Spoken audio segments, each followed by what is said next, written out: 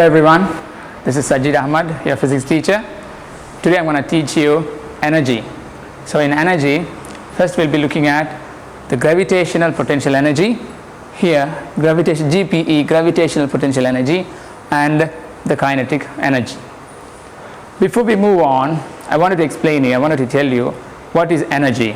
So first just say, whenever you heard a word energy is, see here, the ability to do the work. See, if we are going to do a work, whenever we are supposed to do a work, we need energy. So just say for a person, we need energy. We are getting the energy from the food, in the sense, it comes from the chemical energy.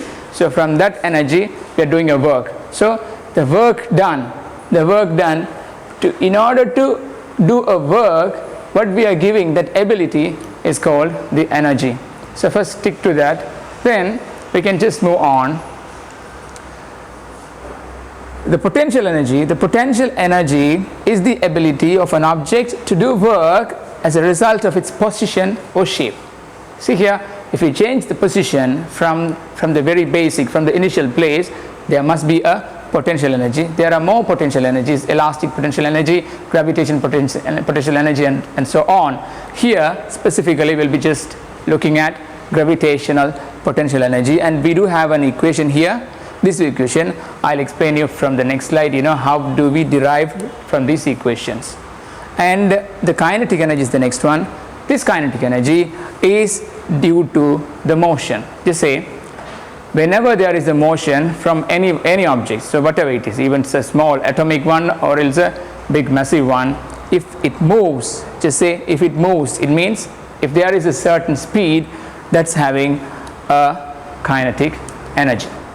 Now we'll just move on to the next slide and check how we derive the equations.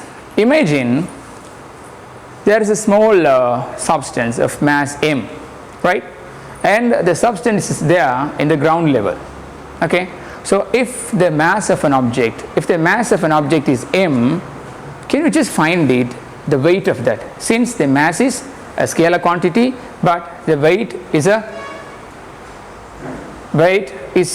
scalar and a vector quantity. Just say mass, whenever you're talking about a mass, it's not a vector, it is a scalar quantity. If you multiply the mass into the gravity, then therefore we will be getting the force. I mean, weight is actually a force, but in general, we do use the word weight. See, how much do you weigh? Okay, what's your weight? We used to say 50 kilograms, 60 kilograms, but since we are all scientific students, we are not supposed to say it hereafter. Just say, if they ask mass is in kilograms, but the weight always have to be in Newton, because it's a force. Right.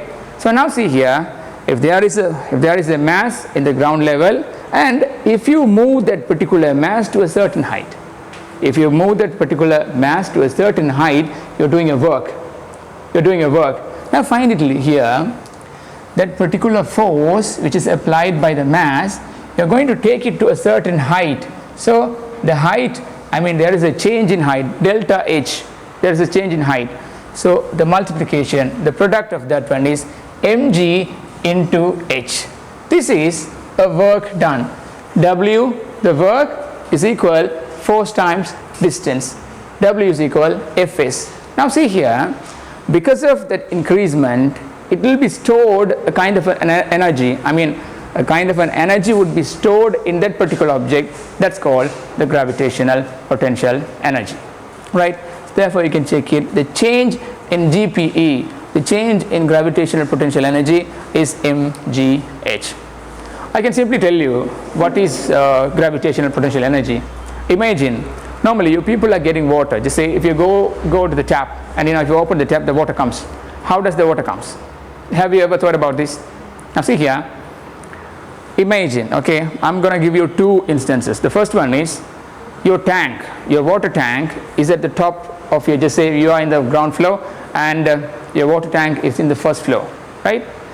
Without a motor, I'm saying, okay, there is a water reservoir, here down there is a tap. Without the motor, are you supposed to take the water? If once you turn off the tap, are you supposed to take the water or not? And there is another second junction. If, just say, for your convenience, I just make it, I'll draw it. Now see here, okay, this is a place, right? Here, it's the water reservoir. And I'm making a small hole here, and here's the tap. Imagine here's the tap.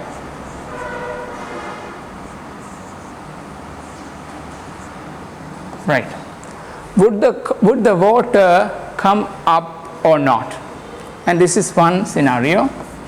And I'm going to draw the next scenario here. B. Here is the water reservoir, and you're connecting via pipe to a tap. By a pipe to a tap. Right. I just want you to think about this. Will the water comes here or here? Definitely the water will not be coming here, but the water will be coming because of the height. See here, because of the height from the ground level, there is, as we said, in order to keep the water on top, there must be a work done. Always stick to the word work done. Okay, whenever there is work done, it means there is energy. Either it is gravitational potential energy or else kinetic energy. Whenever there is a work done. See here, at the very beginning, if we want to keep the water on top, okay, here this process is being done by the motor, okay, not manually. For this one, see here, we have taken it, the particular mass of water, we have taken it through a distance, okay, you can take it as S or H, this distance. Therefore, here inside the tank, gravitational potential energy, I mean the water stored an energy called GPE. Therefore, see here, when you open the tap, this is the pipe, when you open the tap, the water easily flows through because of the higher potential energy, right? And at this junction, since the water is at the ground, nicely understand, the tap is on top. See here, when you compare, just say from this place, regarding the ground to the water, it doesn't has any potential energy, therefore the water won't come there. See here, due to the GPE, due to the potential difference, always particles moves. Okay, this one, from not only for this chapter, for all the chapters you must know that due to the potential difference, okay, the particle moves. I can tell you a real life example for you. Imagine that you people, okay, just one of you, normally our elders, they say not to be, just say if there is a railway track, okay, not to be close by the railway track. You know why? See here, if you people, just say if this is the railway track, right, and they say you don't have to be here, either you have to be here or somewhere else. What's the reason? Imagine if it's a railway track, it's obvious, always the trains will be going, there will be train going. If the train goes, not only the train goes, okay, the air particles surrounding by the train, that also moves. Understand? See here, if the air particle moves, the pressure of the air particle is lesser. But now we people are here, the air particles close to us are stationary, it doesn't move, right? It doesn't move, but this moves. If it doesn't move, the pressure is higher. More pressure here and here, because of the air particle moves, the pressure is very less here. See, if the pressure is lesser, now we'll come to the same phenomena. From higher pressure to lesser pressure, the particle moves. So what would happen eventually? You will be thrown inside the platform. Because of the higher pressure, you people will be thrown into the platform, then there will be a decrease. That's why we people are advised not to be very close to the railway track. The same phenomena applies here. Very nicely understand energy. Whenever we talk about energy, that is the work done, right? Yeah. And now see here, this is the way how we derive the equation mgh. M is the mass of the object, G is very obvious, unless we move to another planet. Just say unless we move to moon or somewhere else, the G is same, right? G would be 9.8, and the delta H it is from the initial height to the final height, the difference. So the product of this would give us the GPE, the gravitational potential energy. Since again I am saying this is by the work done against the gravitational force, therefore it is stored GPE. So whenever it is released, it will show, it will be moving with that stored energy. I think we can go to the next slide. See here, now we're going to talk about the kinetic energy here. As we did for GPE, here another work done. Okay, take an object of mass m, a mass, you can say this is a car or a bike or maybe you people. You're going to move from one place to another, so therefore make sure you make a movement so that your distance is s, and you started generally in physics we use u as the initial velocity and the v as the final velocity. So from u you have gone to v, you have reached another speed v there with an acceleration a. There's an acceleration a. Now check, so out of the very three equations, v is equal u plus at and v is equal s is equal ut plus half at squared, and the third one is v squared is equal u squared plus 2as. Out of these three linear motion equations, better to find with this equation.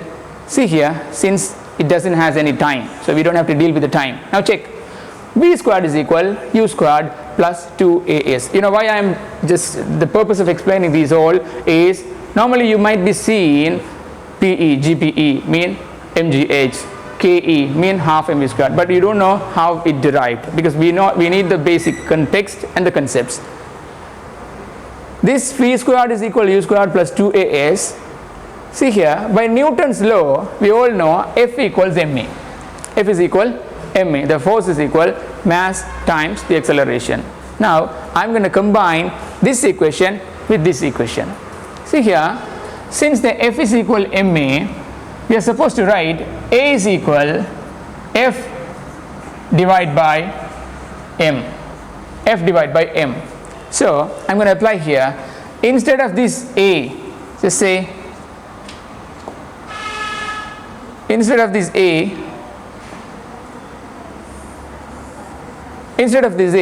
I am going to apply F upon m here at this point. 2 comes as it is, s comes as it is, but F upon m. Right? Very carefully check what's going to happen the next step.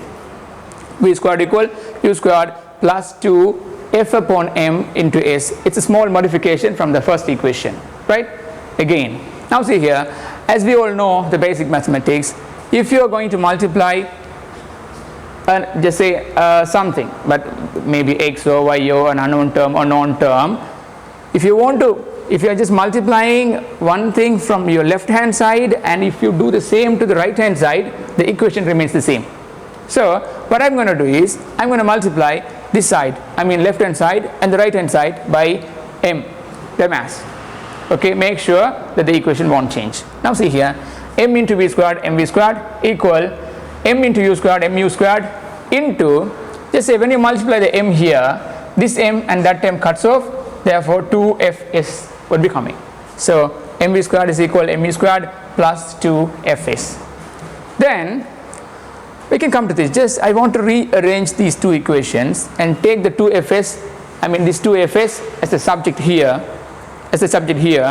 So fs would be mv squared minus mu squared. Now see here, mv squared minus, see here, there's 2fs, mv squared minus mu squared. Imagine these two by squared having the same phenomena, having the same magnitude. Fs, as we talked about, the work done in the potential energy, the work done mg into h, right? That is force times the distance, force times the distance. Here also the same, the work done is equal mv squared minus mg squared. These two denote the same, m is the same, but the v is the velocity. Since we can derive the equation, potential energy is equal half times mv squared, right? So this is the way how we derive both the equations. First is, make sure, understand, GPE, the gravitational potential energy, is mg into delta H. Here the kinetic energy half mv squared, right? Then we'll be looking at, how do we apply these equations into real life scenario from our next slide.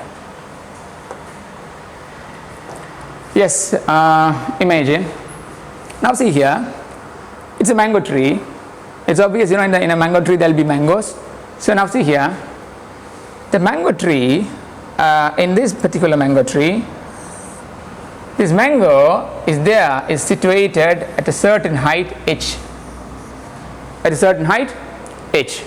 Now see here, it's plugged with one of the branches. The particular mango is plugged with one of the branches. As we have told, there is a certain distance from the ground to the mango. Therefore, it is having a potential energy, GPE. GPE. So I'm going to illustrate from this diagram. Now see here, if this is the mango, same mango, and here. See here, ultimately there is a very big height. Big height is there, certain height. Since it's having a mass, initially the GPE is mgh, mass times gravity times the height. But can you just guess, what about the kinetic energy on top of that? Since we've studied the kinetic energy is equal half mv squared, any movement there here? When it's plugged, you just have to check. When it's plugged, if there is any motion here? No. It's because kinetic energy is due to a motion. If there is no motion, no kinetic energy. Therefore, the kinetic energy is equal 0 here. But what about the potential energy? Is at height. The highest potential energy would be at the rest. Okay. Now see here, at the bottom, what about the PE, the potential energy? Okay, now remember how I kept the tank, water tank in the ground. Okay, when we keep the water tank at the ground, do we have any potential energy down? No. Therefore, the potential energy, because 0 height from this, regarding this surface, at here, no height. Therefore, if there is no height, no potential energy. But what about the kinetic energy? See here, I'll tell you an example. Normally in your real life, you say, if somebody keeps an object, maybe a small stone, or else, it's a good example for you when you play cricket, right? Okay, if somebody hits the ball very faster, and if it reaches the maximum vertical height, okay, and you are going to catch the ball, okay, you will feel a pain. Anyway, you will feel a pain. Okay, imagine if the height increases, if the ball comes from a very height, if the pain increases, or from a less height. So imagine if it comes from a very height, okay, the pain increases because it is knocking your hand very faster. It knocks your hand very faster. So when it comes here, when the object comes here, here, here, and here, at this point only the maximum height, therefore it will be reaching at a very, very high speed. At a very, very high speed. See here, the entire potential energy at the top when it is plugged. Okay. Now after unplugged, when it reaches the ground, the entire potential energy has been changed as the kinetic energy. So this is the conversion of energy. Again, we just have to remember, energy will not be created or end. There is no end. Cannot be destroyed, cannot be created or cannot be destroyed. But it can go through one way, it can transfer. Imagine, okay, if you are ironing your cloth, okay, what's happening? Okay, the electrical energy changes heat. If you are washing your dress in washing machine, what happens? Okay, if you are watching a television, what happens? If you are listening to a radio, what happens? Okay, what kind of energy change to what kind of energy? Just think about those things. So this is the conversion of energy, and we'll be having more questions in our assignments regarding this, and I think that would be the end of this lesson. So hope you guys got the whole lesson with a good grasp. and I would like to end the lesson from this. All my dear students, be safe, stay home, stay safe, and God bless you, my dear students.